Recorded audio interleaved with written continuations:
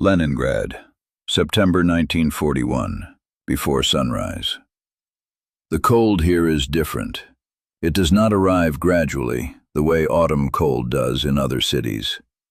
It arrives with intention, pressing through walls, through windows, through the thin wool of every blanket in every apartment, along every silent street. The Neva River has not yet frozen, but everything else has begun to. No supply trains enter the city. Only the siege holds. A woman stands at a window on the fourth floor of a building on Nevsky Prospekt. She does not look at the street below for pleasure. She looks because looking costs nothing, and everything else now has a price. Her hands are wrapped in cloth torn from a curtain, not gloves. The gloves were traded 3 weeks ago for a small quantity of sunflower oil. The trade seemed reasonable at the time. Now she is less certain.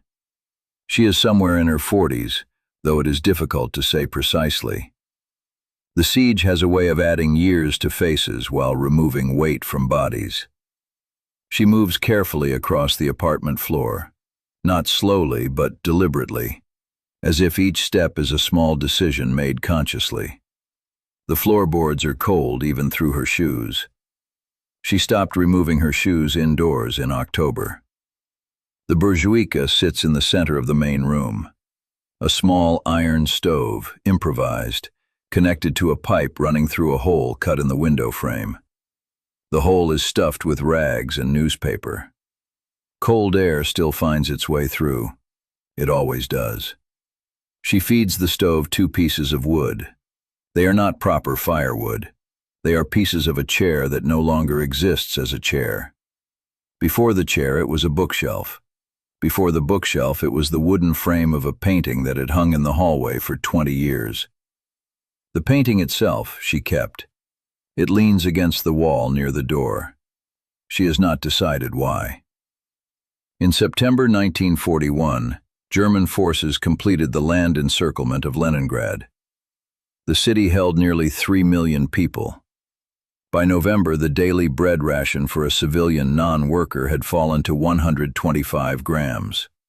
A single slice, less than the weight of a small apple. She knows this number. She has known it since the notice was posted in the building entrance.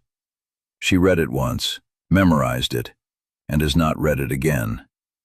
The bread ration is collected each morning at the distribution point 2 blocks away.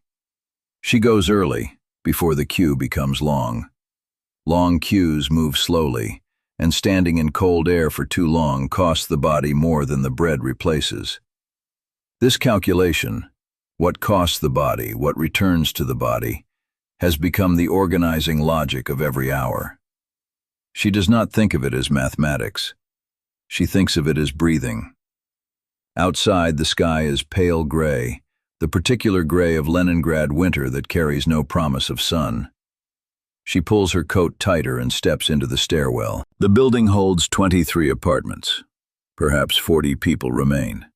The others have left, evacuated in the first weeks or gone in other ways that are not spoken about directly.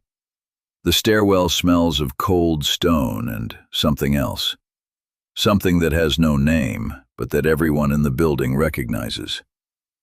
On the second-floor landing, an elderly man sits on a wooden chair he has carried from his apartment. He sits here each morning. She nods as she passes. He nods in return. No words. Words cost breath, and breath in cold air is visible, and therefore measurable, and therefore precious. The distribution point is a former shop, its windows covered with boards. The queue is already 12 people long when she arrives. She takes her place. The woman ahead of her shifts her weight from one foot to the other in a slow rhythm. Not from impatience, but to keep the blood moving in her feet. The bread, when it comes, is dark and dense and slightly damp. She places it inside her coat against her body, not for warmth, to prevent it from freezing before she returns home. By midday, the city has grown quieter than it was in the morning, which is itself quieter than it was last month. Leningrad is not becoming silent. It is becoming still. there is a difference. Silence is the absence of sound. Stillness is the absence of movement, of energy, of the ordinary friction of a city going about its life. She portions the bread at the kitchen table, a small piece now, a small piece at midday, the remainder for evening. There is a soup of sorts, water, a small amount of flour, and whatever else can be added. Today there is a dried crust of something that was once food, its origin no longer identifiable. It softens in the hot water. She does not examine it further. The apartment is cold despite the bourzuika. The stove can only warm the air within a meter of its surface. Beyond that, the cold reasserts itself. She sits close. Across the city, hundreds of thousands of people are sitting close to small improvised stoves, eating measured portions of dark bread, calculating how many days remain on their ration cards, listening for the sound of artillery that has become, impossibly, ordinary. Each building functions as its own small system of survival. Information travels through stairwells and doorways. Where there is water today? Which distribution point opened? Whether the ice road across Lake Ladoga will begin operating before the winter deepens entirely. The ice road.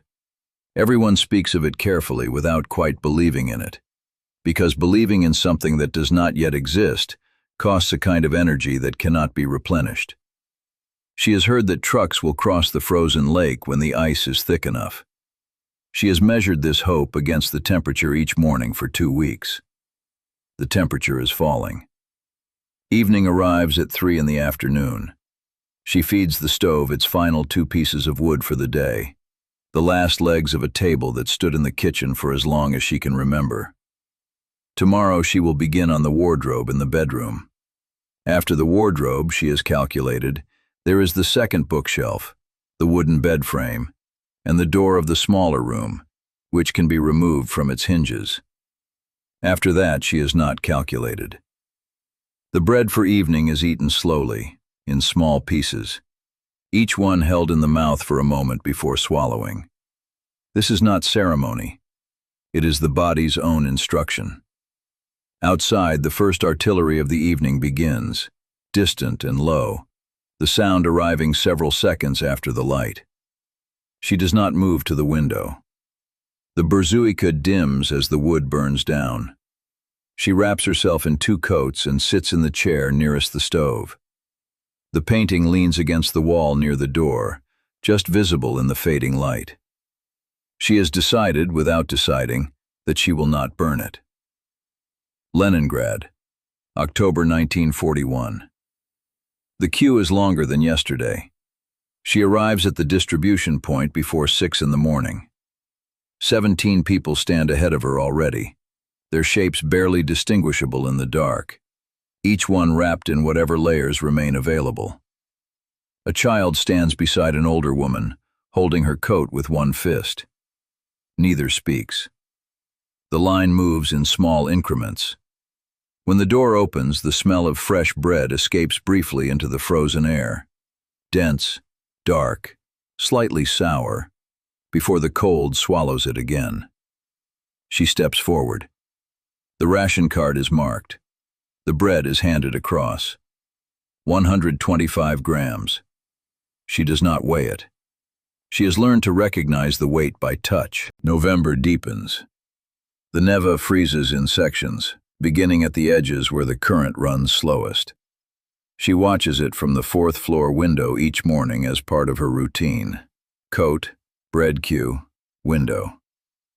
The ice road across Lake Ladoga is spoken of more openly now. Trucks have begun crossing in the darkness, headlights off to avoid German aircraft, moving slowly across ice that holds but only barely. The first convoys bring flour. Not enough. Never enough. But the knowledge that something is moving across the frozen lake changes the quality of the cold somehow. It does not warm the apartment. It does not fill the bread. But it changes something in the stairwell conversations, in the way the elderly man on the 2nd floor sits in his chair. He is still there each morning. She has begun to notice when he is not. December. The WWII burns the last of the wardrobe. She removes it panel by panel over 3 days, feeding it into the stove in pieces small enough to extend the heat. The bedroom is now open on one side, the space where the wardrobe stood marked by a pale rectangle on the wall, where the plaster is slightly less darkened by smoke. The apartment is being slowly consumed by its own need to survive. This does not seem strange to her anymore. Furniture was always just stored warmth, she thinks. It was always fuel waiting for the right winter. The painting remains against the wall near the door. She has moved it twice, once to make space, once simply to look at it in better light. It shows a street in summer, trees in full leaf, a woman walking away from the viewer toward something not visible in the frame. She does not know who painted it or who the woman is. She bought it at a market years before the war for a small amount of money she no longer remembers. She keeps it because it contains a summer. And summer, in Leningrad in December 1941, is a form of evidence. January 1942. The ice road is functioning. Rations have increased slightly, not enough to restore what has been lost, but enough to matter. The elderly man on the second floor is no longer in his chair. His door is closed. She does not knock. The city has lost hundreds of thousands of people to cold and hunger since September.